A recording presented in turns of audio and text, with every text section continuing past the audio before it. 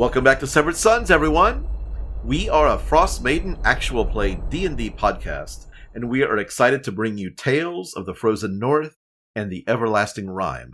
My name is Ron Murphy, Dungeon Master, and around the virtual table we have... Hi everyone, my name is Paul Gary, and I play Donar Dracodonian, the Green Dragon-born monk. Good evening, ladies and gentlemen. This is Ross Griffin, playing Fang, the Shifter Light Cleric. Hey guys, it's Blake, playing Kai, the ninja. What's up, everybody? I'm Josh. I'm playing Slush, the turtle. Hey! Battlemaster. Oh, sorry. Man. I jumped on it. I didn't realize. Hey, it's Zach, playing Trax, the Kobold Artificer. I'm sorry. He's got red skin. Asshole? He's got a long... Oh, I'm still going. He's got a gun and uses... Let's talk about my childhood. I want to just get into that really quick. I'm speaking. If everyone is ready, let's begin tonight's mid-season finale of Severed Sons, Episode 10, Sleigh Ride. And yes, it's a pun. Yeah. Let me pull up. Okay. Last time, Trax, you freed the Moon Elf mummy from its tomb by solving the puzzle, and quickly discovered that it wasn't interested in fighting you. The mummy told you that its name was Sonar, and you also discovered, much to the chagrin of the rest of the party, that the magic of the tomb forced Sonar to protect Trax and follow his commands. During your long rest, Fang, you pored over the pages of the diary you found at the cabin. That morning, Trax, you attuned to the psi crystal, but a pulsing sensation filled your brain, and you began to find everything unusually funny, much to the chagrin of the rest of the party. Fang, you told the story you discovered in the diary pages about the tragic tale of your parents, and how your mother's hand was bitten off by a creature that lived in the lake, and of the lost wedding ring that helped her control her lycanthropy. Donar, you took the psi crystal from Trax and smashed it to bits, but Trax still seemed to be afflicted by some sort of madness. Dugan's hole. I mean, that's funny all the time. That's the madness. Dugan's madness. Deciding to return to civilization, you made your way back to the lakeshore, where a brilliant idea was born. Trax ordered Sonar to wade into the freezing waters of Mare Dualdon to find Fang's mother's lost ring. After waiting 3 hours, Sonar did not return, so you continued on to Lonelywood to collect your reward from the speaker. In addition to the money, Nimsy gave you the deed to a rundown and possibly haunted inn called the Ramshackle, and asked if you could do something with it. Russell the Shrub decided to stay and become nanny to Nimsy's 4 children. You traveled on to Tourmaline, collected your reward from the troubled speaker Oris, then returned to Targos, where Kai had a mysterious conversation about a tattoo with Captain Scath. And that's where we're going to begin. So everyone but Kai, you're in the taproom with Luskan Arms. Kai's been up there for a good hour. What do you do? Are we alone in the taproom, or is it pretty packed? It's pretty packed. It's about, I want to say, it's about midday. Getting on. The twilight hours are about to end. People are starting to come in. I'll say that Trax is probably absolutely hammered. Just like on the bar. And then that's when Kai, he told him to take off his clothes. He took off his clothes, and then he had the ice on him, and he's just trailing off about it. Slush is gonna pick him up and pull him off of the bar. Hello, big turtle man. Did Kai go upstairs to do his business? Kai went upstairs, yes. Then Fang is probably standing guard at the bottom of the stairs, nervously watching up, waiting for him to descend. And there's another guard, a man, like it was before, but there's another man stationed at the bottom of the stairs, just kind of watching you and also watching the patrons. Fang would definitely strike up some, just like, once he sees him staring at him, he'll flash him a toothy smile and, hi. He kind of like shudders for a second, seeing your smile, and he's like, what's up? Just, you're looking at me, I wasn't sure if you... Hello. My name is Fang. Well, My name is. Yeah, what's his name, Ron? Oh, so sorry. Actually, I had one, and you just kind of interrupted that. My name is Garth, Gart, are you? and I am today's security, and you seem to be doing my job for me, so I'm very confused. What are you? Are you security for the Alaskan Arms, or are you security for Scath? I am secure. I have been hired by Scath. I am security for the speaker. Oh, you see, Scath and I, we are all friends. Scath and my friends over there, including the drunk little lizard on the bar, we are all friends. Didn't that guy? Weren't the last time you all in here was like a funny-looking halfling? We met him. I think we passed paths. We don't really know him that well. Fang's really awkward about it because That's he my doesn't. buddy Fang. Fang and I, we've been friends for about a week now. We've more than a week. Trax, that is enough. Slush. Anyway, he just like crosses his arms, kind of like watches you, continues to watch you. After about an hour, Kai comes downstairs, and he looks at him like he's in a little bit of pain. Kai, that motherfucker hurt. As he descends, Fang will give Garth a curt little like nod and meet Kai halfway up the stairs. He'll say, "Well, that took long enough. Are you all right?" Yeah, he got me in the knackers pretty good, but we had a nice talk about it. The what? I'm sorry. Yeah. What did he do to your knackers? It was a confrontation, let's just say that. Did he touch you inappropriately? Yes. Are you alright? No. Emotionally, no. Physically, I'm fine. Fang. Listen very carefully, Fang. I need you to go up there and I need you to kick his ass.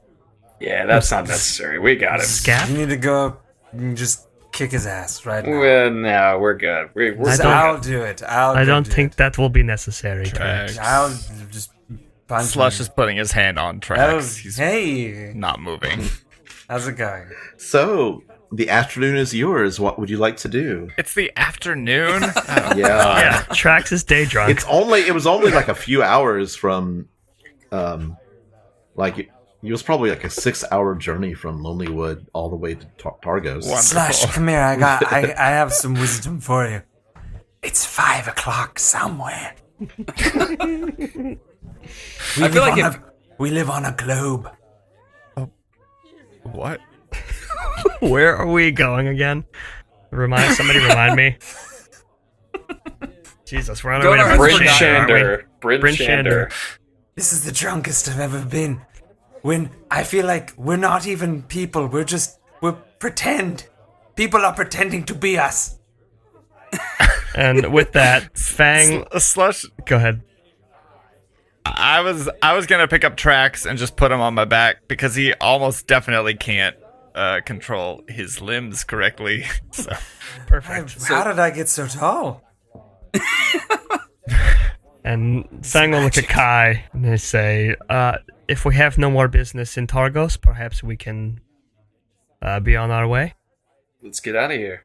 I feel like, unfortunately, Donar has forgotten the gravity of their situation, and if Trax has been going ham, I feel like Donar has been toking step for step. So he's been sitting at the bar, quiet, just like shrimpy-eyed, just giggling and everything. Jonah, I love you. Come here, you. Love is nothing but a connection close to hate. What are you talking about? You Huh? big dragon man. You big dragon man. You want some garlic bread? I would love some garlic bread. Let's find it. Let's find I don't know some- where we're going, but I'm looking for Someone's garlic got and it bread. somewhere in this town. Trax is not leaving Slush's back. Oh, Trax is just like limp on Slash's back. he's completely immobile. So, Trax, make a Constitution saving Oh, throw. good. Let's see. That's You gonna be die. 15. All right. 15, you're fine. Okay. No alcohol. You're still poisoning. drunk, but So we were moving? Yeah? Yes, as quickly as we can with the current company. Yes, dear God. Are we all moving into that house? No, we are moving down the road to Bryn Shander. Let's move it. Go on, Did big we buddy. get another Come on. house in Come Bryn on. Shander? I'm just gonna put my hand on his back and start kind of gesturing him out the door. So Oh. Donar will go with him. Well, Slash, you're moving too fast. You're moving too fast. Can you stop spinning? You're spinning. You're spinning. Okay. okay. So, so you're leaving Targos. We are leaving Targos, yes.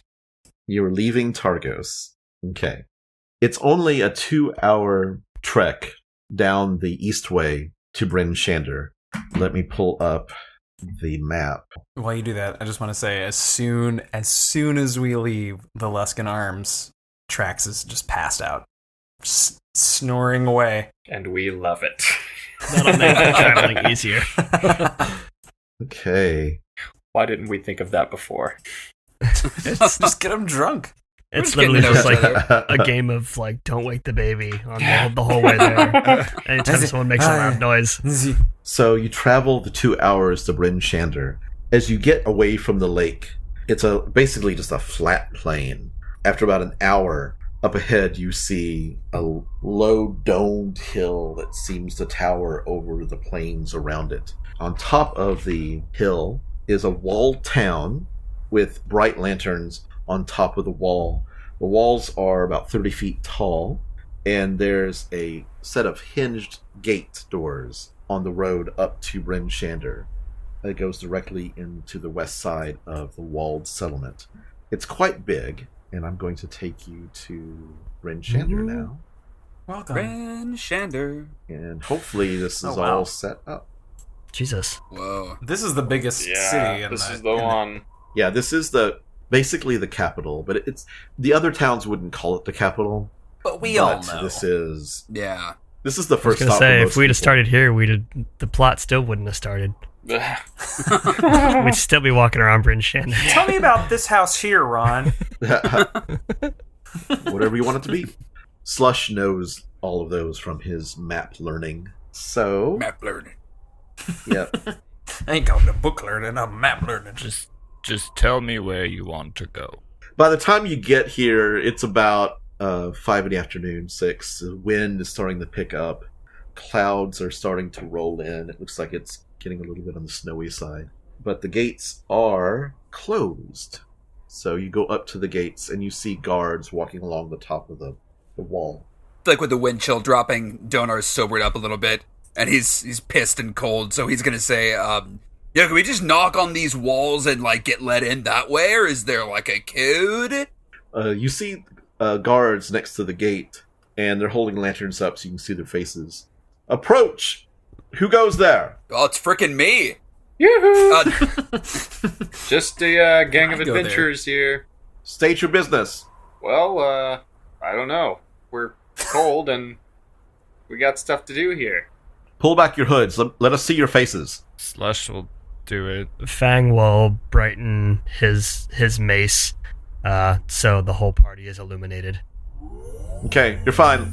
Open the gates. And he rings his hand, like circles his hand to get somebody to open the gates, and the gates creak open. And as you go through the gates into the small plaza where there's staples over to the left, and a row of businesses kind of stretching off in a road going to the northeast, you see that the walls are basically two 30-foot tall wooden walls with rubble, about 10 feet of rubble and stone and dirt packing the walls in between. And the guards are just walking on top of what's packed in between the walls. And they have a station to the right of the gate where there are 10 guards, all with spears. And you see actually like 4 crossbowmen sitting around a table talking. And they kind of like nod to you. Mind the law, don't cause trouble. Be on your way. Hey, where's the temple? House of the Morning Lords, just north of the East Gate. Right on. Where would you like to go? Well, I would say we'd probably beeline for that, right? Straight shot, yeah. Yeah, Mm-hmm. for sure. You head to the House of the Morning Lord. This modest converted house stands northeast of the market square, which is currently closed because it's late in the day. And on top of this house, you see a wooden sign of a rising sun. The door is closed. What do you do? Go up and give it a little tap tap. Tap, tap, tap. You hear some shuffling coming from inside. And you hear, "Knobber knocker, get down here! I said get down here! I'm busy!"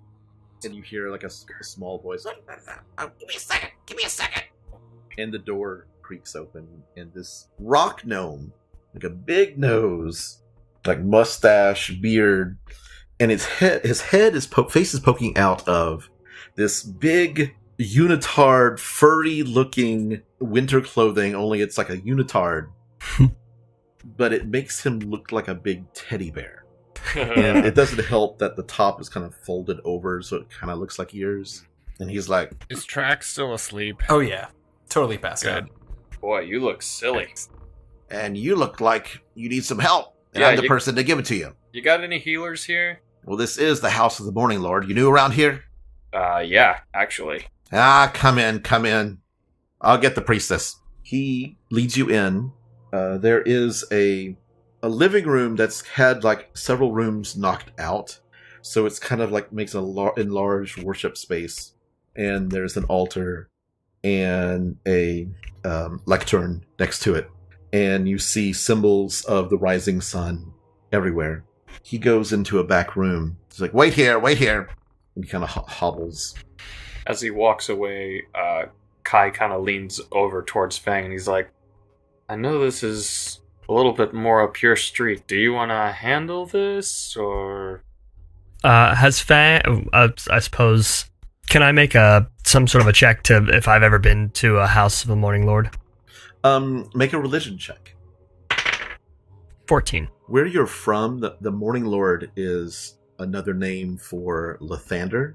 Mm-hmm. So there's been, like in Waterdeep, in a lot of the bigger cities, there were lots of churches to Lathander. And that's about all you know with that role. Okay. Fang will, as he's taking in the all of the symbols and the ritual, he'll say, I'll see what I can do. They seem nice enough. You hear a female voice shout, "I said find out what they want. I'm busy." And the gnome replies back, "I was just getting warm. This is not in my job description." And the woman says, "If you want to live in my attic, it is part of your job description. Go find out exactly what they need now." And you hear grumble, grumble, grumble, and grumble. And the gnome comes back. "So, you look like the adventuring sorts, and you look like you've got an injured person in your party?" Well, our friend is a massive asshole. "Oh, I don't have any cures for that." Slush is doing the best to hide him. Well, we think that at least most of the assholery came from touching an object that may have given him a curse. It's a little above our He's pay not grade. Describe this the curse to me, wisest. and I'll relay it to the priestess. It's Well- funny, man, but like the kind of funny when you're not, like when you gotta shut up, but you keep going. That's been him for the last day. That's pretty much it, yeah. It's been him for the last since I've known him, but An elderly woman steps through the door where the shouting was coming from and says, "Curses, I can do curses." She has a robe on with a sash over both shoulders, and they have like symbols of the sun all the way down. "My name is Michonne." She has a few wrinkles, but she looks to be like muscular and possibly was an adventurer in a past life. She looks like she could handle herself. did you say what race she was? I'm I sorry. did not. She is human. She's got graying, short hair, green eyes, green striking eyes. And she comes in and says, So curses I can do. Let me see him. Fang will step aside and present a limp Trax on Slush's back. Did you just show her your limp lizard? Hey. I'll take off the lizard from my back and just kind of have him in his Slush's large turtle arms. Okay. Just kind of awkwardly, like, do I give it to you? Surprisingly gentle. Place him on the table right there. And she goes I will do so. over and she puts a hand, and you see her close her eyes for a moment. And she says, interesting. My services are not free. What can you offer me? Donar's going to step forward and say, what if I told you I could give you the best cooked root vegetables of your life? No run-of-the-mill side dish, lady. Well, your greatness, with all due respect. Would these root vegetables be worth 100 gold pieces? The components I would need to burn to cast a greater restoration spell. Donar's going to look back to the group with his hands up like, I mean, I'm biased because I like my own cooking, but I'll let the fellas speak. 100 gold? 100 gold is a lot of money. That's a lot of potatoes, bud. The gnome comes back and says, Michonne, you know that problem I was telling you about? Maybe they could help me. That would cover it. And I would cover their fee. Oh. So it's A no little to the trade. potatoes. Oh, I'll take the I just need to know if potatoes. I need to shop. Is there like a potato discount? No. Ah. Unfortunately. Tell you what. The gnome comes up and says, my name's Copper Knobberknocker. That's not a real name. He just couldn't resist that. Can you say that again? Copper Copper. Knobber K-N Knobber Knocker, like knocker. God, what a good name. You sound call like me? what you look like. I hardly know her. Twice. You notice that the winter unitard he's wearing looks like it's hand stitched and like it's awkwardly put together, but it does look like it would keep somebody quite warm. He says, I have a friend named Macretus, and he lives in this old cabin between Lonelywood and Kelvin's Cairn, out in the middle of the wilderness. He was conducting research into the Rime out of this cabin. If you happen to be in that area, I haven't heard from him in a while, but if you happen to be in that area, I would love it if you could look in on him and let me know if you're back in Bryn Shander, if he's okay. I'm kind of worried about him. We will certainly try if we are in, like you say, if we are in the area. Is there anything more that you can tell us about Macretus? Something that perhaps we can identify him? Macretus was a sage and a follower of Lathander. And at the word Lathander, Michonne goes, spits on the ground. Fang catches that. The spin? Well, Fang sees it happen. And cupped hands. Can you imagine just like You dropped this spin. ninja What do I do reflexes with just this? to catch a loogie in the midair? He's a bit of an asshole, very arrogant, human, about in his 40s or 50s, like long sage-like beard, asshole. But he's a good asshole. And he went out there in the middle of nowhere to try to build a contraption to try to bring summer back to the Dale. Whoa. He sounds like an interesting fellow. Yeah, he's pretty cool. Can't wait to meet him. You say that if we look into this, that our fee to cure our friend would be covered? Completely covered. I pay for it. And Michonne kind of like grimaces and says, don't you mean you'll just add it to your tab? And Knobberknocker says, well, yes, but I will cover it eventually. So, money up front, right? Copper Knobberknocker says, just whenever you're in the area, so I'll put it up front. No problem. Good man. Yeah, because, you see we've been lugging this little asshole around for a bit now, and, it's hard to get shit done without him, so. Well, I am willing to help this creature. I have 68 gold and would be willing to put up all of that if it will get Trax back on his feet right now. Like collateral? 'Cause I'll pitch in if we're talking collateral. You see Michonne over, and she's working on Trax, and she's like waving her hand behind her nose. It's like, is he drunk? Also that, Yes, yes. very. Yeah. Yeah, we forgot what time it was. And he she flips him over and hangs his head over the side and starts kind of pushing and like tries to get, and then finally she puts a bucket underneath Trax's head and gets him to retch into the bucket. Jesus. You don't want that happening. I've seen this before. You heal someone, first thing to do is throw up all over you. Oh, I'm so that sorry. sounds terrible. You are obviously a skilled healer. She kind of like shrugs and goes back, puts Trax, actually like takes a cloth and wipes his mouth, and she starts like takes her holy symbol out from underneath her robe, holds You're a it. nice lady. She turns and looks at you all. Am I going to regret this? No, you really won't. Honestly, I won't say he gets better, but this is definitely worse than where he was, so. Okay. She holds out her holy symbol, and a sunbeam hits Trax right in the face. Trax, you awaken. And also because this actually undoes intoxication, so you immediately become sober. Oh, you killed his buzz, too. And your brain, like that buzzing, pulsing feeling, that just would not go away, fades from your mind. So Trax is just he's gonna sit up. He's gonna look at the priestess and say, "Thank you for that." And he's gonna hop down off of the table and he's gonna kind of walk over to the group. And he's gonna have a breakdown. He's gonna just start sobbing. Oh, wow. And Michonne actually this is not what I was expecting. Boy, you're gonna wear that one, huh?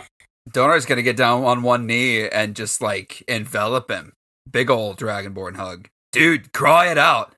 He's gonna hug him back. He's just gonna say, I don't know how much longer I can do this. Do what, dude? What do you mean? He's just gonna hug him back. Should I give you some time? He's gonna kind of get it out. He's gonna get it out. All right. Thank you for helping me. I assume I vaguely remember helping you to find someone. We will do our best. Better a diamond with a flaw than a pebble without. Thank you, Slash. So, where's the nearest end? The north looks just along the wall. Keep traveling counterclockwise, close to the north gate. Sounds good. That's where most adventurers go, I believe. Probably not a bad pit stop to make. Yeah, for sure. Yes, for sure. Michonne says, Is there anything else I can help you with? No. I don't want to keep mentioning the potatoes, but I just want to say that they are like they're much better than your normal inn potatoes. I know we're probably never going to see each other again. I just want to advocate for myself. I know how to roast. Boy, she hurt your pride. Well, I'll tell you what. If you're in the area again, please, I would love to sample your potatoes. Frickin' done. He's going to extend a hand. Big old scaly. She takes it, hand. shakes it. You also realize that Michonne didn't blink an eye when she saw Trax as a kobold, just so you know. She likes her reject. Donar, I would also like to try the potato. Dude, I'll do exclusive russets. Thank you, my friend. Okay, you head to the Northlook after this. Actually, Copper says, thank you. Just let me know if you happen to run into Macretus. Why don't you guys go ahead? I'm gonna make a quick pit stop, and then I'll meet you guys over there. And with that, Fang takes the opportunity to say, I will do the same, as a matter of fact. I actually need to run an errand as well. Ron, we're splitting the party.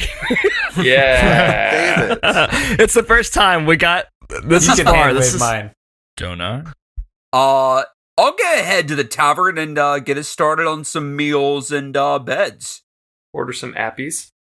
Yeah. I will go with you. Some apps? You guys need some apps tonight? Yeah, appetizers, happy-tizers, whatever they call them. Donar, or Slush is going to go with Donar and finally be ready to hopefully eat some of his food. Oh, yeah. That's right, it hasn't happened. Okay, Hasn't. how much of this needs to be private? None of mine does. I wouldn't mind if mine was private. So let's go with Kai first, because I know what his is going to be. Okay, Kai, what do you do? So I'm going to quickly ask what direction that address is in that I was given by Scath. She says, you're still on Roll20, right? Yeah. It's actually halfway between Black Iron Blades and the Northlooks. It's right here. Ah, nice. Then I will go ahead and start that way. And I'll kind of, on my way, I'll stay a little inconspicuous and keep an eye out for everyone else to make sure that I'm not in anybody's clear line of view. Got it. I'm not sure where everybody else is going specifically, but Okay. I will let you know later if they are close by. And I'll be, if I see that some of them are going that way, Mm-hmm. then I'll probably just tail off to kind of find a different route Got it. to break their watch. Give me just a stealth roll, just in case that happens. 14. 14. Okay. Yeah, it shouldn't be no problem to do. Also, it's dark, and there's lanterns lighting the streets, but in the darkness, there's just so many shadows in the alleyways and so many close, tucked-in buildings. It's easy to disappear. Awesome. Okay, so you get to the armorers. Your rogue instincts of thieves' cant, you kind of like see worked into the gnarled wooden of this building, of this shop, and you can easily make out a winged snake. Hmm. But it wouldn't be noticeable to 99% of the population. I'm gonna kind of look around and make sure nobody's checking out, and then I'll try to go in. Okay. Yo, shut the door, it's cold! Shuts it. How can I help you, man? And you see he's a big, burly, bald guy. And he's got like a leather apron on, and you just hear hammering and anvils working, and you can feel like heat coming from the back. I'm a new initiate, and I'm here to phone in a favor. You know the drill. And I pull it off and show him. Okay. You feel a bit of a pinch, and he sees your reaction to it and says, "You're good to go. What you Does need? it look cool? We're cool." I need a set of splint mail. Okay. You need the discount? What is the discount? 50% off. I like that. And what a does favor. that come to? And you'll owe me a favor. Oh, yeah. I owe everybody favors these days. Sure, why not? So what's your name? Kai Raiju. You see him write it. He pulls out a leather-bound book, writes your name in. It looks like a column of names, about 30 names long. Some of them have check marks behind them. A couple have X's through them. Ooh. Tough up here, huh? Bit. He goes to the back, and this teenage boy comes out and like measures you. Yeah. Can you actually make it a little bigger than me? I feel like I'm gonna swell a little bit, you know? He laughs. He says, "Sure." Great. And he sells you a set of splint mail for 50% off of the handbook price. Awesome. I think that's 100, I believe. I think it's 200 in the playbook. Yeah. Or in the handbook. I'll let you look that up. Yeah, splint is 200, so Okay. 100 then. Okay. What's that put your AC at? It's actually not for me. Oh, okay. Yeah. I Okay. figured I would do Trax a favor. And also, just while he was in the back gathering whatever and stuff. Okay, when you say that it's a little bit bigger than you want it for Trax? Well, Trax just needs a set of it. Got it. Okay. And also, just kind of retconning, whenever he goes back into the back and I get a look at that book, I would probably try to sneak up a little bit and take a look and just glance at some of the names in it. Make a stealth check. 22. Okay. You don't really see any names that pop out at you, Mm-hmm. but you do see someone named Evan Evan Backbreak. Okay. And that kind of triggers like a memory. Oh yeah, I recognize a last name, and then I'll just kind of let it go and Okay. finish the rest of that thing. Okay. Anything else you want to do? And you're going to go to Northlook afterwards? Yes, Okay. and I'll just say, pleasure working with you. Can't wait to see more of you in the future, huh? I'll call in your chit whenever I need you. You got it. Then I'll head out. Okay. Who would like to go next? I'll go. Mine's quick. I want to find a place to get a shield. Shield? Okay. Just like swing. Make an investigation check. Okay. Thank God that one's +6. 16. 16. You find a shop, and they're actually closing up for the day. And Pardon me. I've got my halfling costume back up. My disguise. Yes. Okay. Hi, excuse me, please. I just before you close, I apologize. I'm that customer coming in at the last minute. If I could please just purchase a shield from you, please. You're causing a bit of trouble. I'm hungry. Wanting to get on with my day. Make a persuasion roll. Ooh, that's a 5. 5. She says, "How much are shields in the player's handbook? Like 15?" Yeah, they weren't too much. Let me see. But I'll say, I'll throw in an extra 5 gold. Buy you a meal. Extra 5, 20 gold, and They're 10. So, but yeah, She probably more says 20 gold and buy me a meal. Yes, that's fine. Yes. Okay. This is a middle-aged human woman bundled up, like she was like in the process of locking the door, and she goes back in, pulls you out a shield. Any before she goes in, she says, "Any particular shape, size?" Preferably a buckler of some kind, but I would prefer it to be made of wood. You got it. Wooden. Okay. And she goes in, brings one out. That'll be 20 gold and 1 meal. I'll hand over the money. Something warm, please. And we are staying at the Northlook. Please stop by. Watch out. Well, watch out for Old Bitey. Old Bitey.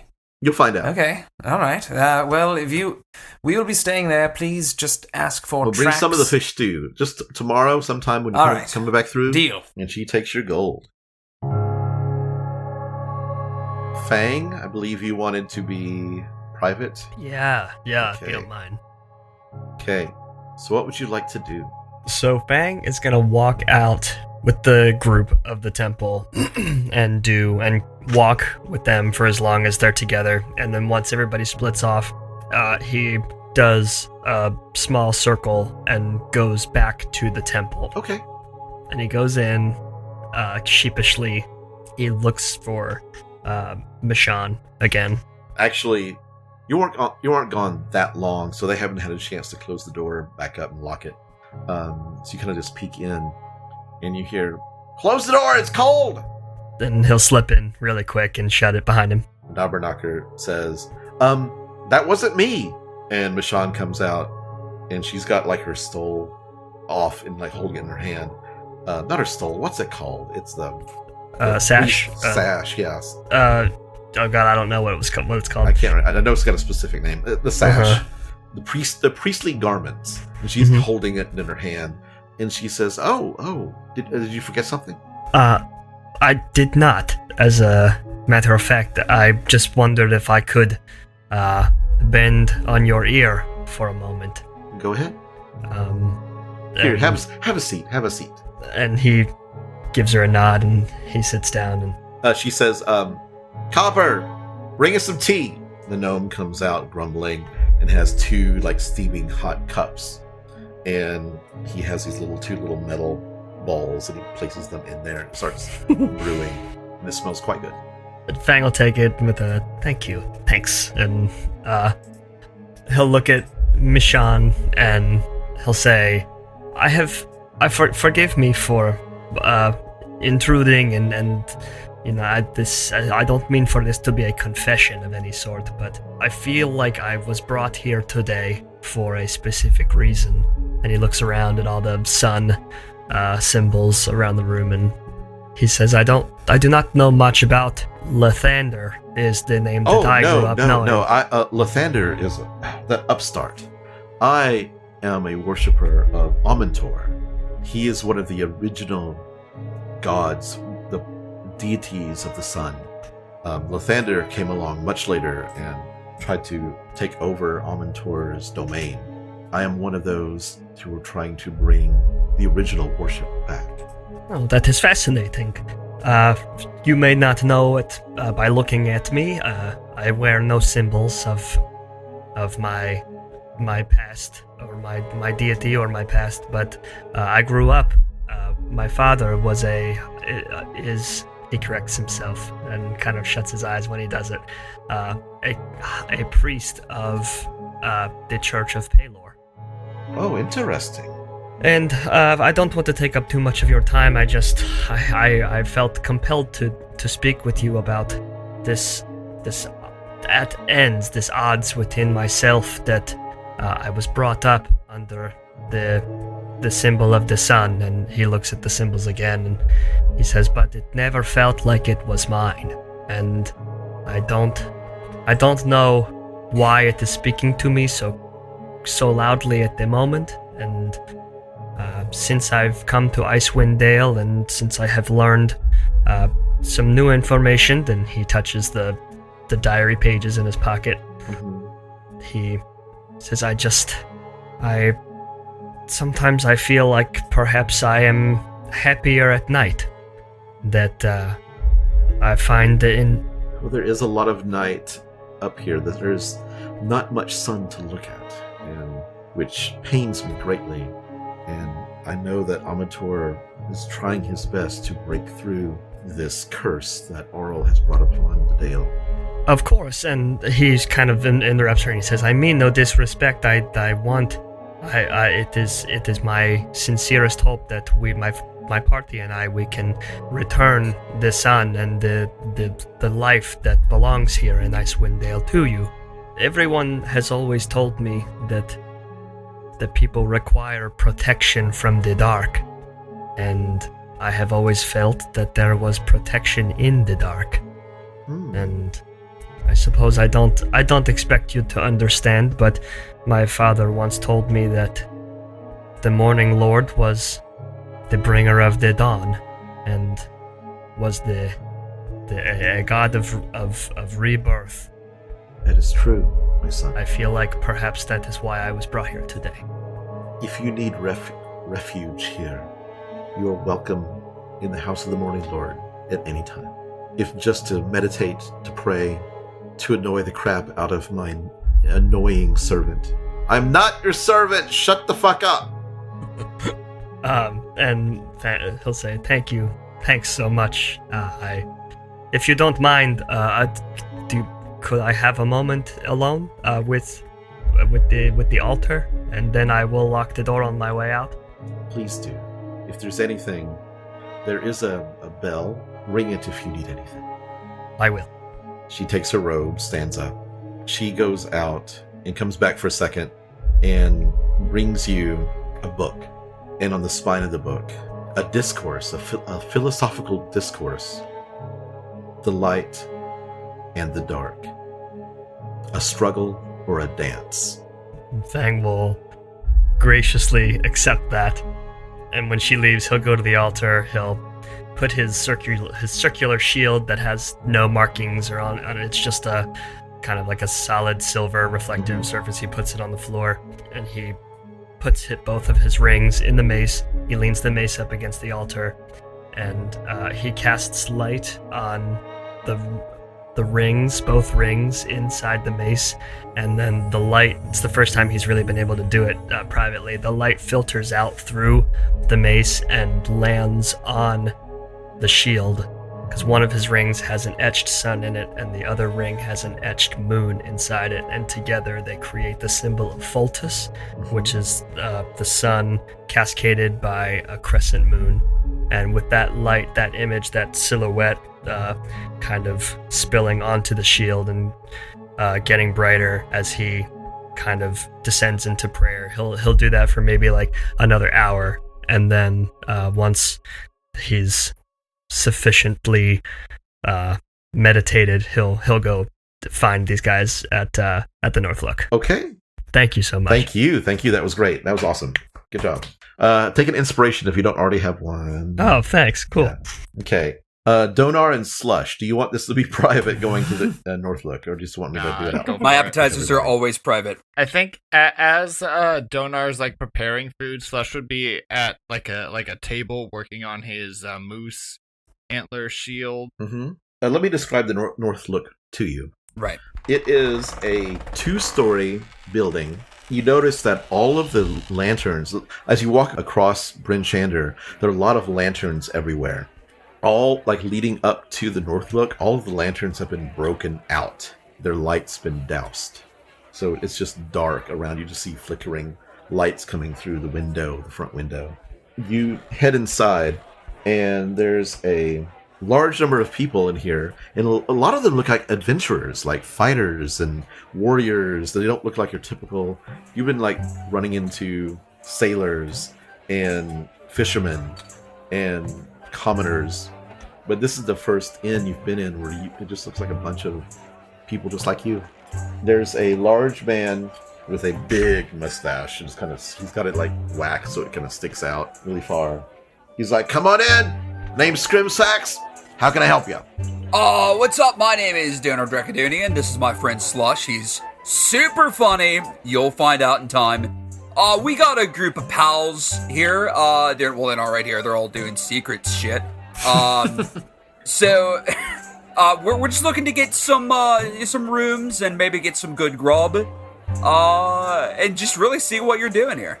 You got coin to pay with it? Pay for it? I got mad coin. And also, maybe, not to condescend to your kitchen staff, but I could, help out in the kitchen for the night. And maybe decrease the overall cost. Well, tell me what kind of things you like to cook. You know, we've got pretty good cooks around here. And you hear a dwarf. There's like 3 dwarfs in the corner. And one of the dwarfs says, "I've been here for 5 days. I haven't had a single thing that's good to eat here. I don't believe you." Oh, it's Joanne. Oh, wow. And you hear the cook come storming out. And he's like, "What did you say?" This has been the worst food I've ever had. And the dwarves are like, one of them stands up and says, "I haven't had a good meal in 5 days. I've paid good coin to be entertained culinarily." So I'm going to look at the owner and say, well, here's an interesting proposal. I'm leaning into these O's today.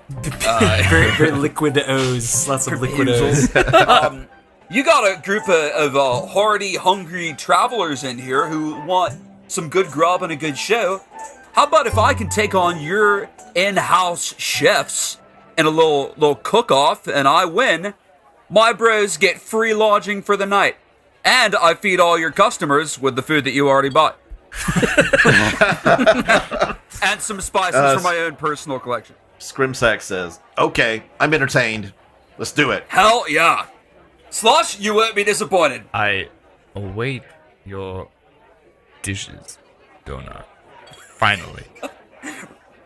And they've got a nice kitchen. It's like there's a lot of like choices. It's not like culinarily the best. It's not like quality, but they have like a quantity, lots of different things that you can work with. Oh yeah. So Welcome to Avernus's kitchen. the guy comes out, like takes a bite out of red pepper. Fight! Also, the weird thing about this bar, mounted on a plaque above the hearth in the common room, is a battle-scarred knucklehead trout mounted on a plaque. And this plaque is huge. It's like, 4 or 5 feet long. And it's like red-skinned. And there's a gold plaque, little like marking on the bottom. It says Old Bitey. Oh, Oh. there it is. Billy Bitey. So I guess I'll see that, and I'll ask Scrimshack. Was that his name? Scrimsax. Sorry, Scramsax. Scram. No, that's better. That's a better name. So I'm gonna ask him. Yeah, what's the story with old Bitey? Did he get loose? Well, apparently, Old Bitey was a famous fish that pulled many a fisherman into the icy, deadly depths of Mare Duldon, and was finally caught by a human rogue named Kintyre and her companion, a human druid who called himself the Maverick. I am pulling out the NPCs tonight. Oh yeah. Ross is just like, hang on. I was supposed to say, hang on. My hand's cramping up, writing it all down. They hauled Old Bitey to the Northlook in hopes of having someone cook it for him. But Scramsax, I bought it from them and had him mounted as a trophy. So just be careful. We've had some rogue wizards in here recently.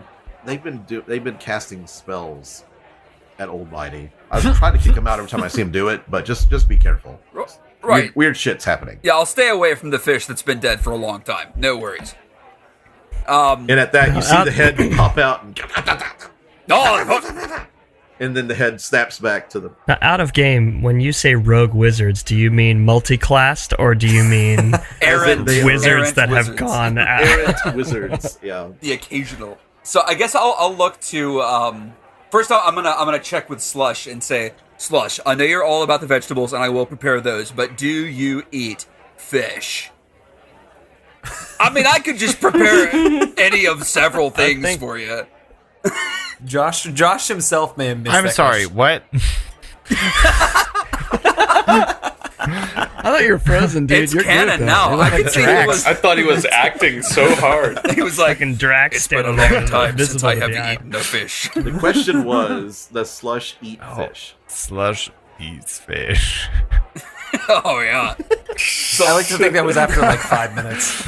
Oh yeah. And Donar was locked in the He's whole working time. on his shield and like not paying attention to Donar, and Donar's just like waiting with anticipation. Huh? He's so used to Donar just going off on tangents that he just lets him talk. Just zoned it out. The second there was Just white silence, noise. it was silence forever. Wah, wah, wah, wah, wah, wah, wah, wah. So Donar will hear that and go, hell yeah, and then go to the cook and say, here's the deal. I've been looking at these knuckle-headed trouts the last week or so, trying to get my hands on one of those bad babies. So how about the best preparation of a knucklehead trout wins the whole shebang? I would put money on this. Do you want to? I don't need your money. I'm all for it. Oh yeah. And I have the utmost faith in you, Donar. Thanks, dude. Zach, give me a name for the cook. All right, his name is Lannick Fillington, And he's from Okay. Pittsburgh. or is it Fillayton? That's 2 on the nose. He's from Pottsburg. Filleton. So Pittsburgh. He's from Pottsburg. you see Scramsax. Pennsylvania. You see Scramsax go to the back, open up a large container, and you see there's like some live knucklehead trout in there. And he like reaches in, grabs them by the tail, pulls them out, pulls them on the table, takes a sword, cuts off their head, Oh yeah. takes the heads because the skulls are worth money, and like places them in a bag, and like puts them in a locked chest back in the kitchen, and says, "You have 1 hour. Begin." Just for the record, I think I got Ross to cry. Was it Pottsburgh, Pennsylvania? It's Pennsylvania. I'm still laughing at it. I'm crying. I really am crying. I'm trying not to interrupt. It was either going to be Pottsburg or Philadelphia. Oh my god, Pennsylvania. I don't know why that was so fucking funny. I'm over it. We can move on. Harrisburg. The capital city. Okay, you start cooking. Do you want the details of what I'm going to do to this trout? Yes, I do. All right, so I'm going to... But I want to bring everybody back into the bar first. I already have And it. Whatever you need to do. So, Trax, you make it back into this crowded area, and you see the adventurers. Like, you walk in, and some of the adventurers kind of like look at you up and down. Yes. You see Slush over in the corner working on his antler shield. You hear Donar back in the kitchen cooking. I need garlic! I need lemons! That's about right. People have started hearing about this contest, and they actually pulled in their like 4 sous chefs to give 2 to each cook. Oh, hell yeah. Is there any way that I can bet on this? Is there a wager? I've offered money, but they don't seem to be interested. I will put 10 gold that Donar is the superior chef. Okay, Kai, you walk in the door. Oh man, I'm glad you're here, Trax. This would have been so anticlimactic if you weren't. What would have been? And I just say, next time you go off on your own, at least make sure you're better protected. And I toss the, I'm guessing, sack of armor. Because it's pieces. Space. Yeah, it's definitely pieces. Yeah. Guys, And the sack, like heavy sack, lands in front of you, and you look inside, and it's a suit of Splint Man. Large, Kai. quite large, actually, too big for you. A little bit bigger than Kai, but it's like all the pieces are there. Kai, thank you. Well, you said you needed armor, and I'm tired of you being a liability, so... I will find a way to repay you. Thank you. Don't sweat it. I'm still paying you back, remember? That's true. You know what? I think I'm going to head up for the night. I think I need to do some work on this and this new shield. Thank you. You don't want to you. engage in the food festivities, Trax. I think I've consumed enough for the day. Even though I was healed of my intoxication, I still feel slightly hungover. I might call it an early night. Yeah, I think I might turn into... Rest well, my friend. Slush, Donar hadn't really gone all the way into securing rooms yet, because the contest happened. If he wins the contest, you're going to get some really nice rooms. Perhaps, when Donar entered this competition, we were given the chance to win rooms, but we haven't yet, acquired the rooms. Perhaps you should wait to at least see who wins. Donar, I know, would also appreciate it. The common room is actually, it's a large room with several fireplaces off the tap room, and people are crashing in there. Like, some people are asleep in there, but it's like it's open to whoever wants to crash there. And there's a few cots and hammocks. Or you may crash find in the common room.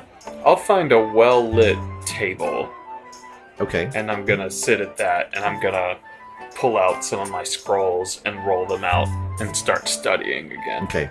Since we don't have a table yet, I'll join Kai. I'm gonna start tinkering with the armor pieces he gave me. Okay.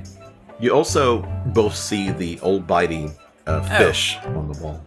That's old bitey. It's very off-putting. That is very off-putting. I'm taking the priestess's advice, or the armorer's advice. And Fang walks in through the front door. And you see all this activity and all this cheering. I need shallots, not red onions, not vidalias, shallots.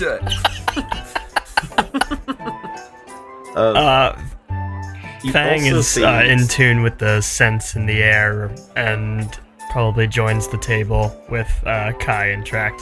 You sit down, and you notice as you're sitting there that the three dwarves that you don't know is part of the contest, but they're the ones who instigated the contest. The three dwarves come over to you, the three of you. You notice that these dwarves, they've got their winter gear off, but one of them is missing her right ear. And it's a female dwarf. There's two other dwarves behind them. One is kind of like quiet, has his head down. He has lost 3 fingers and his nose to frostbite. The other one has a hood up, and he's like nervous, really nervous looking. The head dwarf, lead dwarf, comes up to you and says, "So, are you looking for work?" I'm sorry.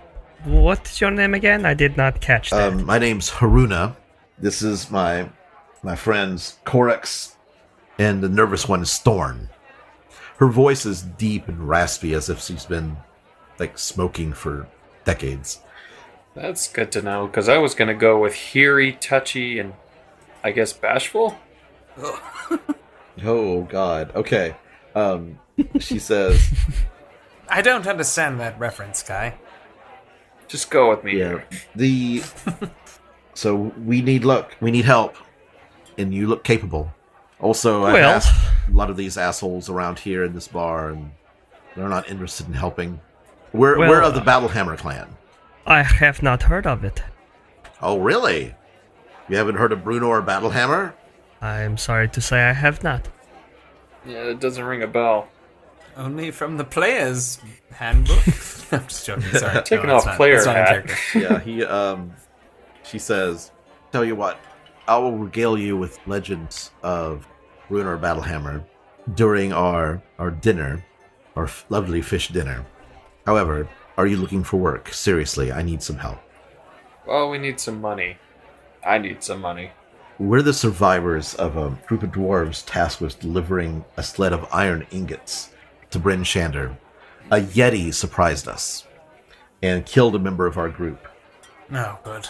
The rest of us fled, and as the Yeti tore Ubek from limb, now we need somebody to go back and get the sled for us.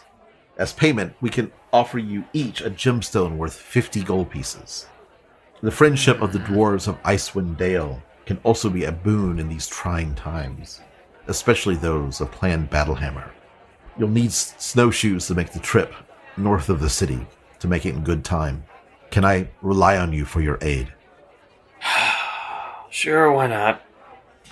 Are you okay, my friend? You seem a bit tired.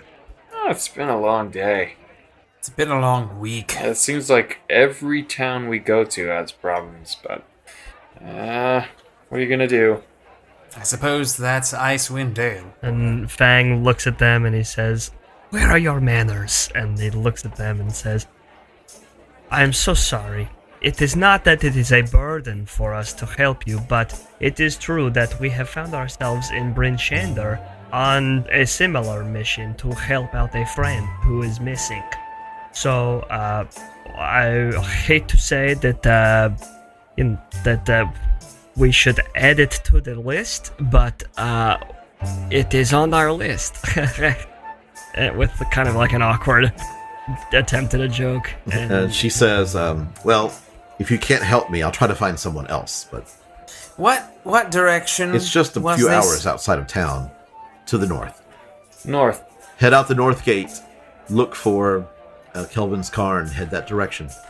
We will surely look into it. If we can return your goods to you, then should we find you here at the North Look, We will be here. we will do our best. You see that Scramsax has set up a table for the dwarves, because the dwarves are going to be the judges. And you hear Donar, like, the time's getting, like, down to the wire. Parsley! Donar, Parsley, what am I roasting here? Oh, chicken! Slush has put his shield away and is like anxiously waiting at his table, apparently still by himself, just like ready to eat. I dig back into the scrolls. the dwarves set up at the judges' table. Donar, the hour is up. Your time is up. Describe your dish, and I will have you make a... Why did I have you do a cooking roll? It was a It was performance check. performance. I'm going to with my 10 gold roll gift Donar my inspiration. Okay. Whoa! That's good. Thank you, Excellent. sir. Also, Donar, because you're using... I'm assuming that... I'm going to just say you're proficient at you have a cooking kit. Yep, I've got cook's utensils. Cooks utensils, and you're proficient at that. Mm-hmm. So make a At advantage. performance check and add that your proficiency bonus for that. Shall I describe my dish? Please. May I approach the judges' panel? Okay, the three dwarves are sitting there, and they've got their feet. One of them has their feet up. The other one, the nervous one's looking around still, looking out the window nervously. Haruna says, "What have you prepared for us?" Good evening, my fair judges. He's got 2 fillets that have been divided up enough for the judges and for his party. Tonight I have prepared a knucklehead trout, whole roasted in the style of the great branzino fish. I have scored the skin to allow the flavors to penetrate deeper. I have cut out the innards, sprinkled the outside with black pepper freshly cracked and kosher salt and neutral oil, not olive oil, so as to allow for a lower smoke point. In the roasting process, I stuffed the inside of the fish with whole smashed garlic cloves, capers, chunks of shallot, lemon wedges, fresh dill, thyme, and no parsley. He's gonna look back to his sous chef. You see the sous chef kind of like defeated, head lower. Parsley, what a moron. You will see that the skin has crisped up. So I served on the side a beurre blanc sauce made with good butter, white wine, and shallot, not red onion. And he looks back at the sous chef. The other sous chef like lowers his head. I'm sorry, chef.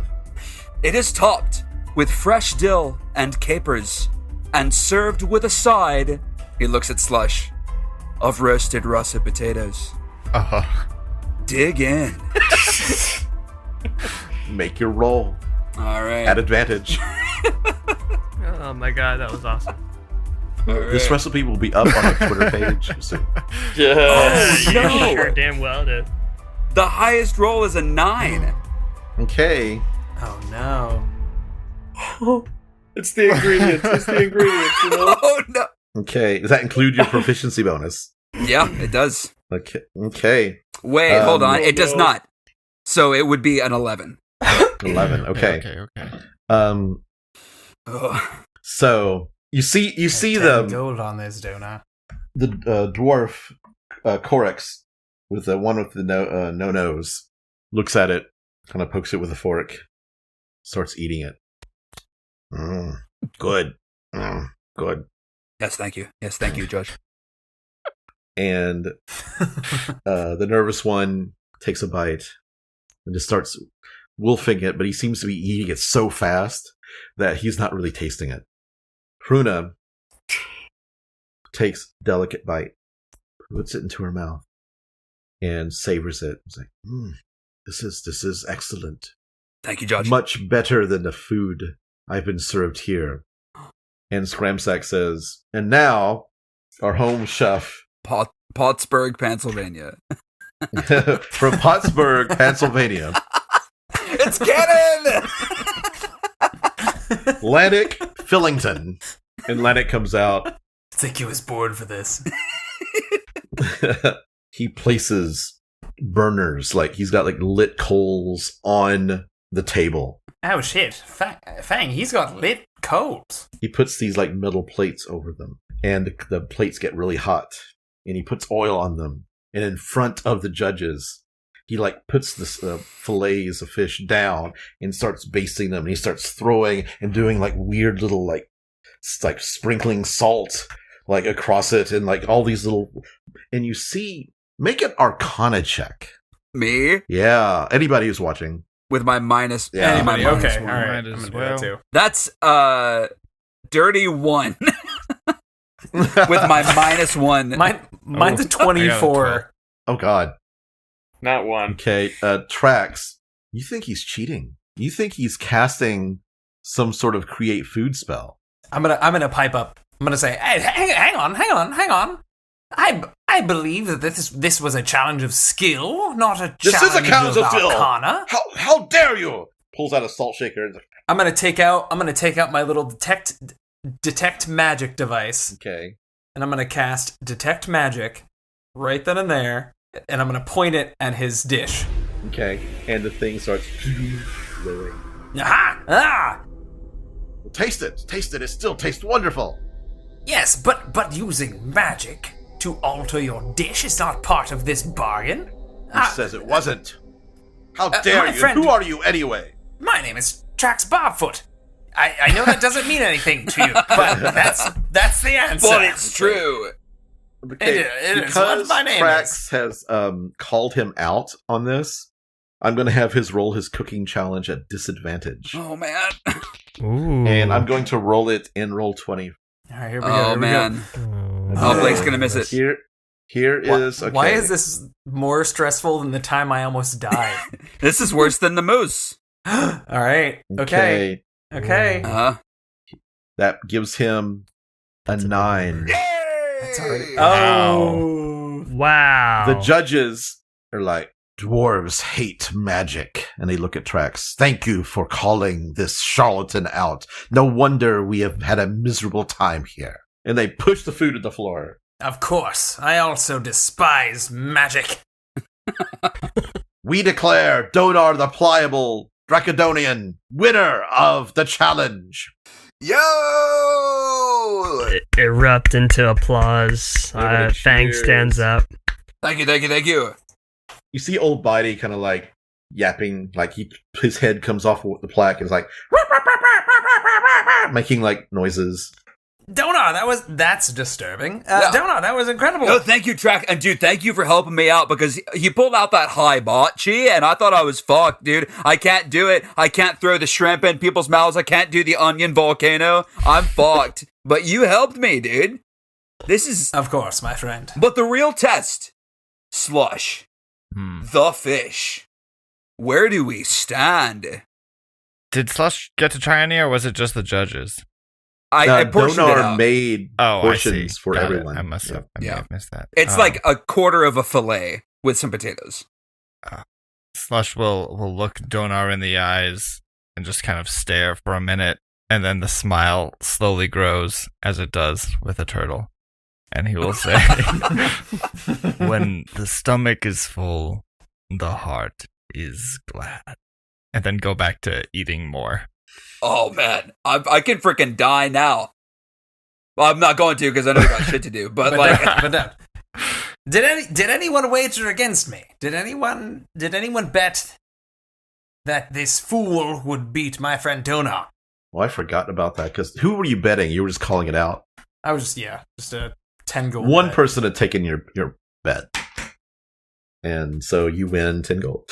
I will be taking that, thank you. Okay. Scramsax comes up to you and says, very well played.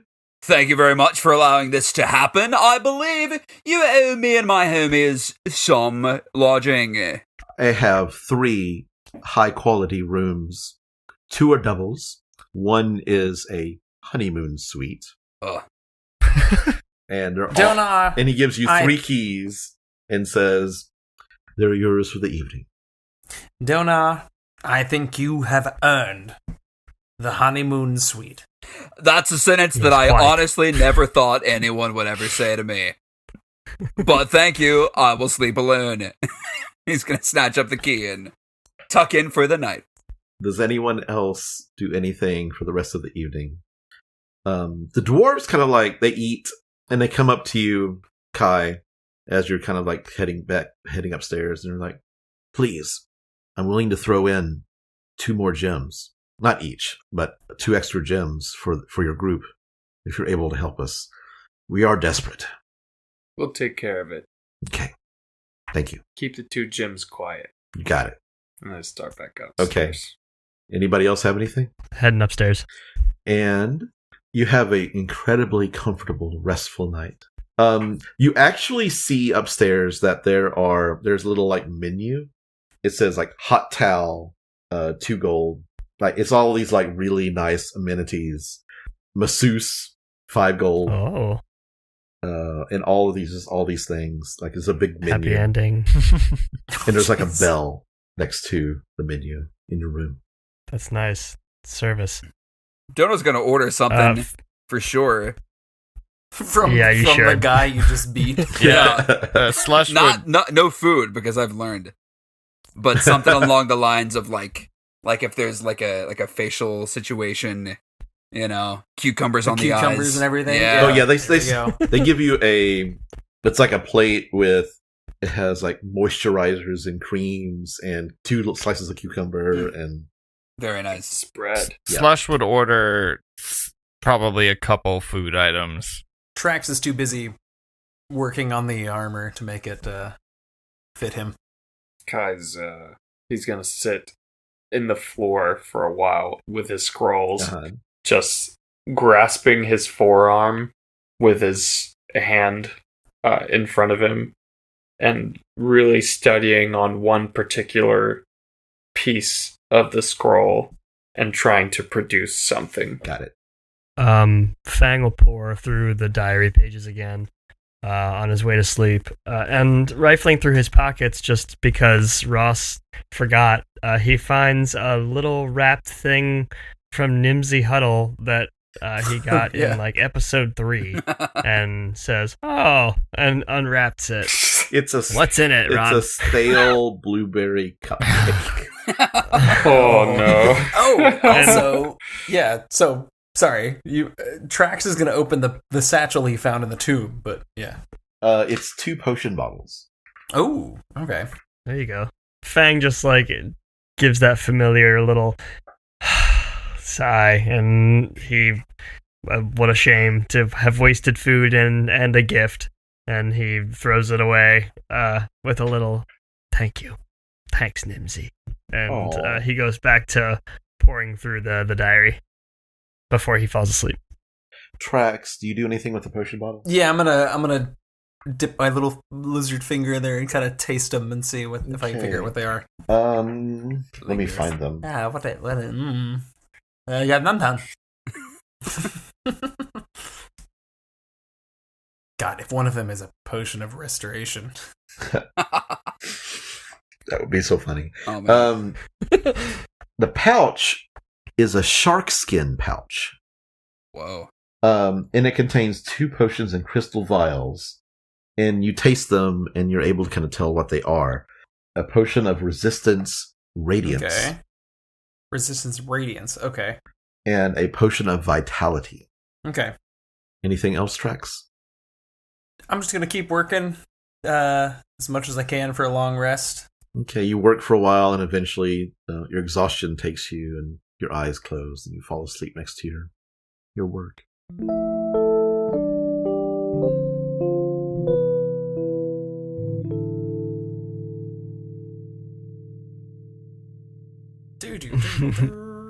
And you wake up, and the morning is yours. What would you like to do? I want to make breakfast for the squad. Push my way into the kitchen like, I got it from here. All this now. You notice that the people who did stuff like the facial moisturizer stuff and the food slush, that you have a bill tucked under your door.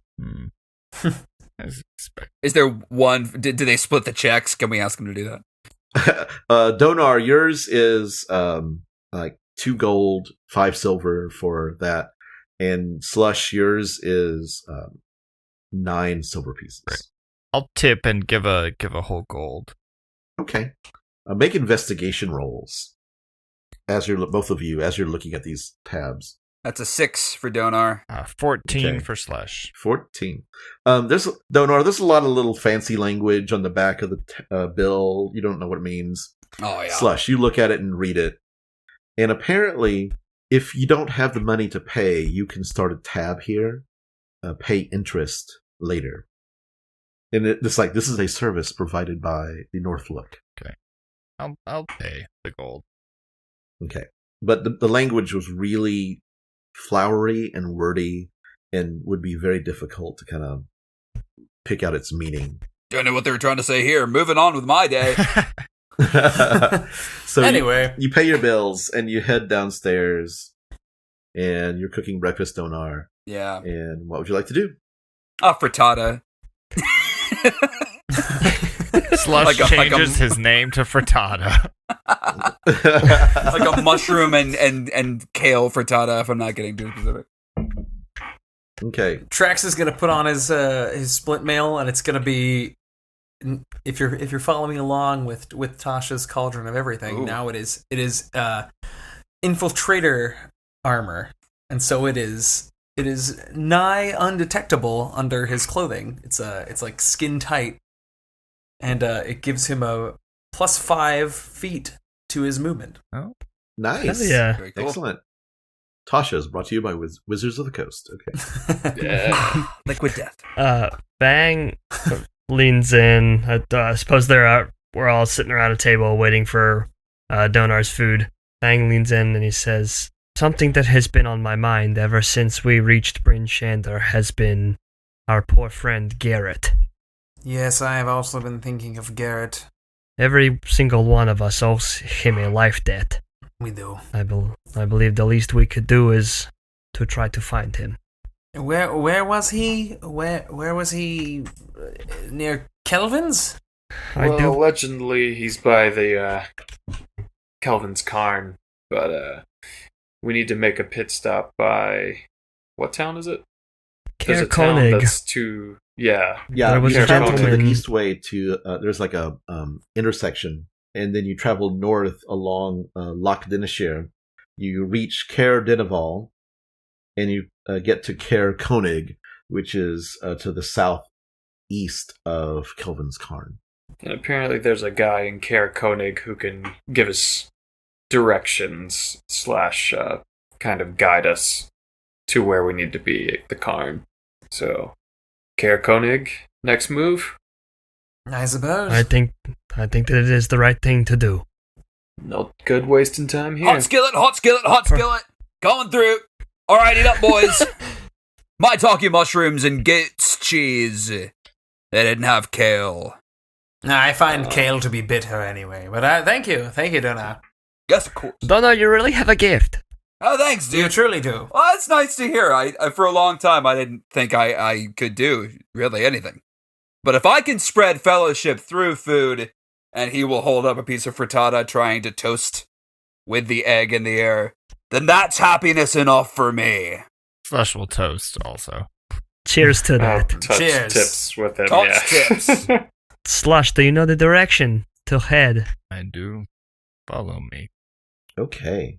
As you're leaving, you overhear some people, as you're like sitting at the bar, as you're about to leave, you overhear a couple of people talking close to the door. They say that they heard in East Haven that there was an evil wizard who killed some adventurers, and the town militia is planning to burn the wizard at the stake. Jeez. Fang, I suppose we should add that to the list. I don't know if there's much to be done there. Sounds like the job's already taken care of. I might want to see a wizard burn at the stake. Okay, that's just rude. Yeah, this is not... Well, if he is a criminal, I would like to see justice done. Okay, so you leave the Northlook, and you are on your way out of town. Which, by the way, we were talking about the thing reference earlier. The hotel in The Shining is called the Overlook. Aha. So the North Look is a reference to that. Mm-hmm. What would you like to do? With Slush's knowledge of the maps, I suppose, at his suggestion, we head whatever direction we have to. Fang will take the front with the mace lit, just as a point to follow. Mhm. Slush will take the back again and like kind of just yell directions when he needs to. Everybody make a perception roll. Just 12 for Donar. 15 for Trax. 17 for Slush. 14 for Fang. 9 for Kai. Trax, what did you get? 15. 15. Everybody kind of... you feel like you're being followed as you're walking away out of town. Hmm. Does anyone else feel like we're being followed? I sort of feel like we're being followed on our way out of town. Trax, you look back and you see a woman duck back behind a corner. Come out there. We would like to speak with you. We mean you no harm. The woman that you bought the shield from comes out and says, "Where's my food?" Oh my gosh, I am so sorry. How dare you? We are on a mission to save someone. Here is 2 gold. Please go and enjoy a meal. Please. See if I ever do you a favor again. She grabs the gold and walks out. Dude, I would have made her a whole frittata for herself if you just tilled me. I completely forgot. We should just go. Burn that bridge. You got the shield, dude. I burned Yeah. it. I'm not getting anything else from her. Okay, you make it to the east gate and you head outside. The weather is not good. It's very windy. Snow's coming down at an angle from the north. You kind of have to like really bite into, like really just gotta ground yourself as you're walking. The east way is pretty well maintained path, but it's still icy and snow covered. To get to Caer Dineval is a 10.5 hour journey. Good lord. Woof. Yep. You travel for about 3 or 4 hours, and suddenly another blizzard starts to build up. And you can see it coming. It's just like the snow's getting heavier and heavier. And up ahead, you're starting to have to like get your snowshoes out. And you're like on top of the snow a little bit now. The snow suddenly is blinding. What would you like to do? You want to continue on? You want to hunker down? Fang will stop. He'll cast his light to like a strobe effect on the mace to get everyone's attention. And once everybody's huddled, he'll say, "I think we better wait this one out." And he'll roll up the sleeve of his robe. He'll touch the bracelet. He'll close his eyes and he'll go tap tap tap and think tiny hut, tiny hut, tiny hut, tap tap tap tap tap. You don't have to tap it, but that's okay. And a tiny hut appears, and it's instantly warm. The snow melts and leaves the hut. Do you make it opaque, or do you make it... I make it... It looks white on the outside to blend in with the snow, but we can see through it. Excellent. Like a little igloo. Okay. Ooh, my God. Okay. Oh, no. Don't like that. The blizzard lasts 2d4 hours, and I rolled 2 4s. Oh, God. Whoa. So Okay. Wow. it just goes and goes, and you're just in there. How long does the hut last? Oh, fuck. Hold on, let me look it up. About 4 hours into the blizzard, you're just sitting there and getting bored because there's nothing you really can do, and everybody's kind of That's cramping. 8 hours. Okay, about 5 hours into the blizzard, and you hear a big boom, and the ground shakes. The hell was that? Is this part of the hut? I can check it out. Please be careful. That sounded not good. And I'll just slowly and stealthily stick my head out. And immediately just ice and snow pelts. You can't see it past, like, your nose. And I pull back in. I'm just like, I can't see anything. It's coming down too hard out there. Well, I suppose if we were to move, we risk losing each other, so perhaps we will blend in with the snow, and whatever it is will pass us by. Yeah, hopefully. Hopefully. Another 3 hours pass. The blizzard, the howling wind slows down. And then the spell runs out. Poof. It just dumps snow on top of you all. Oh, God. So cold all the time. Fantastic. Fuck. And around you, the snow is a good 5 feet. Jeez. It's really serious. Donna's gonna try to wade through and grab Trax and try to, like, put him on the shoulders if I can find him. Like, Slush will try to kind of get to as much to the top as he can and just try to look around. Yeah, you're able to kind of like pat the snow down so you can kind of climb up onto it. You look around, and the east way, the trail is completely obliterated. I mean, it's covered in several feet of snow. You're too far away from Bryn Shander to see any lights. We've lost the trail. What are you saying? He's saying I couldn't do my best with my knowledge of getting our way, of making our way correctly, but without the trail, it could be more difficult. fantastic. Will we Would head? you like to continue on? I suppose the trail will not reveal itself in time. It probably will not get warm enough for this 5 feet of snow to melt in quite some time. We will make it. I trust you, Slush. I think that we will as well, but we should stay close together. And with that, Slush, make a survival skill check. Oh, natural 20. Yeah. 24. Baby, let's go. Hell yeah.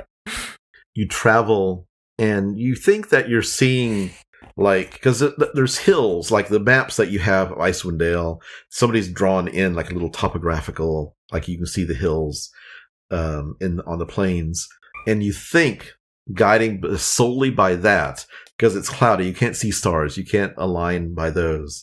And you think by slowly looking around and looking at the hills, you're able to get in the correct direction. You travel for about an hour, and the snow is starting to peter out and just be like a light dusting now. It's still really, really just like deep. Your snowshoes are really saving you right now. To the north, you see what appears to be a figure in the darkness. And it just seems to be sitting on top of the snow. It's about 30, 40 feet away. Does it appear to be looking at us? It's too far away and too dark to get a good view, but it just seems to be sitting in the snow. Fang will dim his mace to just a low hum for the group to see, and try to not call any more attention to us as we pass by. Why? What is that? I have no idea. Looks like it could maybe be a wildling, a snow bunny of sorts that maybe lives out here. Looks a little bit bigger than a bunny. Could possibly be human-sized. Should I check it out? If it's a yeti, that sounds very dangerous. But yes, maybe we should. Yeah, got it. And Kai's gonna stealthily and slowly edge up to try and investigate it. Okay, make a stealth check. 18. Nice. Damn, you have a +8? Okay. Yeah, Are you going by yourself? I think Is so. anybody going? Is anybody going with you? Is what I'm asking, basically. I don't think He doesn't want me if he's going for stealth. Okay, Kai, you start approaching, and the wind is just biting at your face, and it's stinging, and it just seems as you approach the figure, it seems to get colder and colder.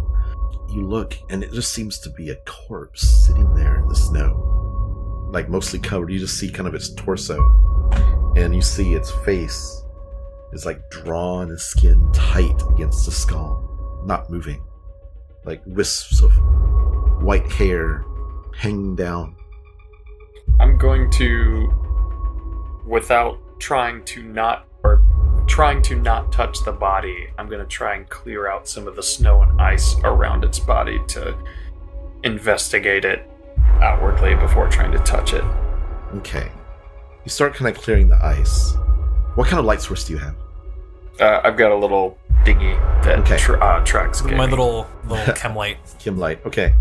And you're like pushing the snow, and you push back, and you see it looks like the figure is in a seated position, and it has some straps on its shoulders going down in between its legs. And then you feel the ground beneath you move. What do you do? Oh no. I start running. Oh And no. Running suddenly, real hard. I need you to make a dexterity saving throw. Oh, okay. boy. Okay. Oh no. We're about to meet a dragon. It's a 9. You go face down into the snow and like shoom down, and suddenly you're lifted into the air as this huge, long-necked dragon just pulls like wings, and you see there's a saddle behind its shoulders, and the corpse is strapped into it, and you just fall. I'm gonna roll some. The snow kind of helps break your fall. She pulls you into the air as she's lifting off, and you fall at least 60 feet. Ow. I'm giving you a dexterity saving throw for this. I'm going to try and do better this time. That's better. 17. Okay. So take half of... 12, 16, 21, 4. So you take 12 points of bludgeoning damage from the fall.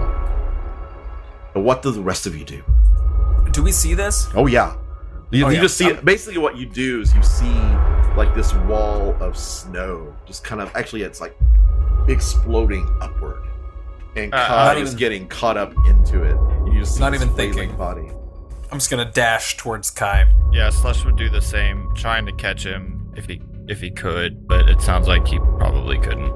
Donar is awestruck. He has never seen a dragon before.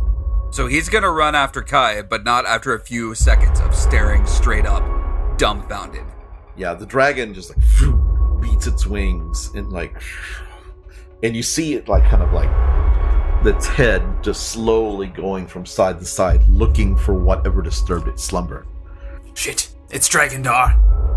Oh, Do you say that out loud? No. Like perception check for the dragon. Oh, it doesn't matter. Okay. Kidding.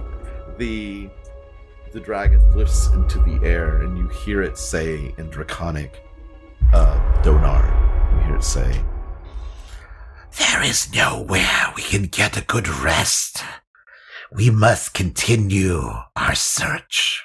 And it turns and launches into the air, and just like its mighty wings, the wind knocks you to the ground. oh. And Kai, you're just upside down in the snow, and the dragon soars away and disappears into the darkness. Trax's head is just gonna pop up out of the snow and say, I'm sure there is... This place is huge. There's got to be a better place to get rest than there. He was too big for your average inn, dude. He's got to get rest in the plains. Yes, but the resting next to a causeway must be disturbing. A lot of foot traffic. Exactly. Oh. Kai, are you alright? Slush will pull him out of the snow, wherever he is. Did you guys see that? Oh, yes. Yeah, man. Oh my god, that was sick. Oh, Trax is going to toss one of his little mechanical spiders onto Kai. Do a cure wounds. That's the closest I've ever been to a dragon before. That was amazing. So Kai, you get back 10 points of health. Oh, thank you. Whew. Boy, that was nuts. Oh, God. Well, I suppose we should use more caution in what we touch, but it meant us no harm, and we count ourselves lucky for that. Donar, you get the feeling that she did not even know that you were there. Like all of you. It's like she had no... Like she just seemed like something disturbed her in her sleep. She was not aware like you were insects to her. So Donar's going to stand up and say, I think she had bigger problems. So it's good to know it wasn't malicious towards us, but that's scary that something not malicious could be so destructive. So what did she say the thing about finding the rest? Did she say that to us or to the ether, to the full self? Perhaps. I don't think she was talking to that passenger. That guy was dead. Well, that's bizarre. Well, it was sure to have brought a lot of attention our direction. Maybe we should keep moving. I agree. Yeah. You're about 5 hours. You still have another 5.5 hours, which is going to put you at Caradinaval very late. I guess we go for it, try to push through. Yeah. We need to purchase our own sled dogs Yeah. that just live with us. We need to purchase a dragon. You can name them. So 5 hours later, it's late.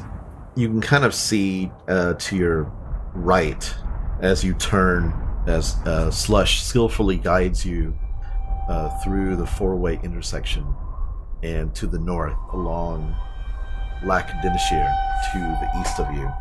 And you can see up ahead in the darkness a rocky shore, a rocky prominence, this is the way they describe it here, that overlooks the lake, on which a castle, a small castle, sits. And you're coming into town from the west. And the town is a very small town, maybe about 100 people strong. No walls, but the castle towers over the town to the east. Slush, you know that there are... Sorry. There are two inns. I don't know what I'm doing. One called Dinev's... What the fuck? How do I get rid of it? How do I get rid of it? Perhaps you should stay at Dennis what the fuck. I don't know what I'm doing. There we go. I'm trying to bring my token over, but I don't know how, so... Here, I got it. For our listeners, we just saw Fang's toothy mug taking up all of Lac Dinishir for a second. So Fang big. is so big. There's an inn called Dinev's Rest that was on the map. And also there is a tavern that's on the hill up to the castle called the Uphill Climb. Well, if it's late, I suppose we head toward the inn. Yeah. Yeah, for sure. So you make it through the town, and all the lights are off. Like, there's no lit lanterns. You're just traveling in darkness. There's a few, you see the docks, and there's some boats that are just frozen into the lake, unmoving. You travel along the south road to Dinev's Rest. You get to the inn, and you see this drafty old building, boarded up windows, a crooked weather vane shaped like a rearing dragon. It looks like this place has been out of business for almost a year. The doors are kind of like cracked and coated with bits of ice and snow.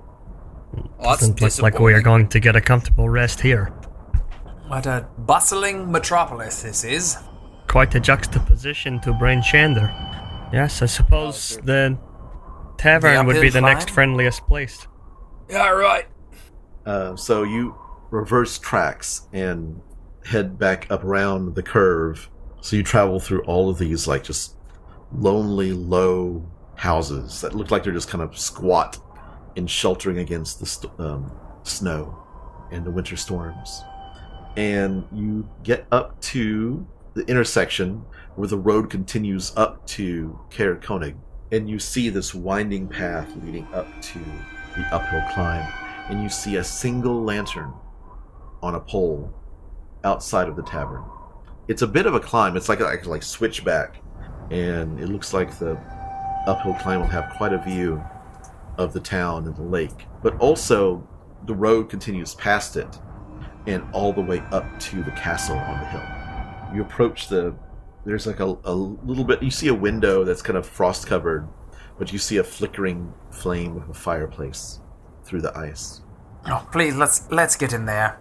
Yeah, I'm cold and pissed off, dude. Let's go. You get inside. There is a single man behind the bar, and he is a human, middle-aged man, very skinny. Looks like he's actually a little undernourished. He kind of glances up at you. Oh, visitors. Oh, come in. My name's Rourke. I have no available guest accommodations, but please, can I offer you some hot chowder? That's all we really have. And he pulls some bowls, and the chowder looks really runny and not very tasty or good. And he says, I don't really have a place to rest here. Perhaps you could go up to the Caer. They just let people stay there? The family, Speaker Kranich, has many attendants who will welcome visitors with open arms. Let's do it. Well, we thank you for the information and for the chowder that you have offered us. Well, I wish I could offer you. Delicious. I wish I could offer you ale or anything, but fortunately, because the East Haven ferry the lake's been frozen over. The East Haven ferry is closed down. We have not been able to get any supplies in for quite some time. Have you been to the Cairn? To Kelvin's Cairn? Yeah. No, it's much too cold and too dangerous up there. Who in town has? Not many of us. Perhaps you should head on to Caer Konig. Why don't we see if we can spend the night at the Cairn here, and we can perhaps hire a guide to bring us up tomorrow. Sounds good to me. I am exhausted. It's only a 2-hour trip to get to Caer Konig. Let's rest up for the night and then hit it tomorrow. You leave the uphill climb and you start climbing up the hill to the castle, to the Caer. You see a sturdy stone castle devoid of warmth and ostentation squats atop the cliffs overlooking the town and the frozen harbor. Warding the castle entrance are thick, battle-hardened wooden doors.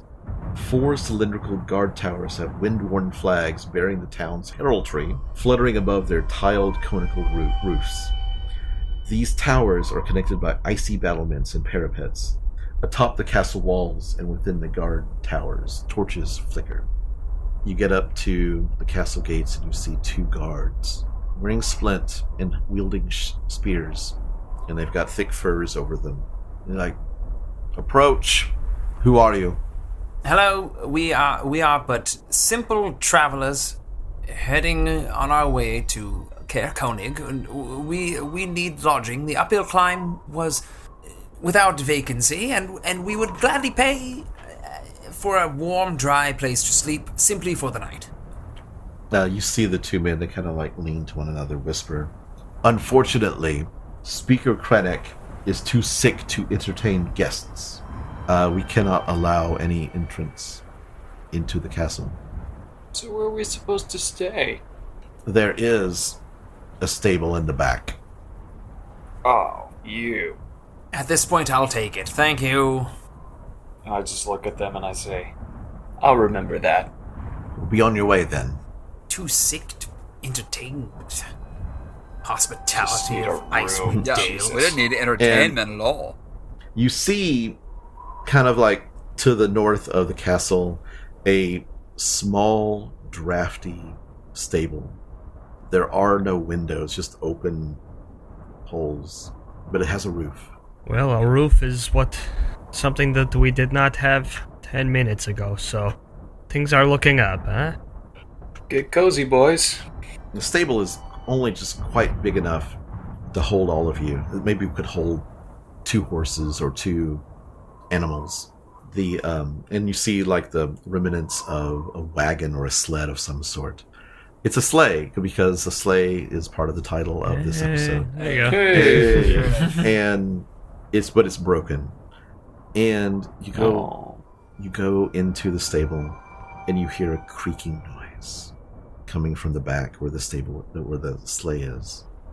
And suddenly you see the sleigh kind of move. And then you see 2 footprints in the snow in front of it that's blown in from the outside.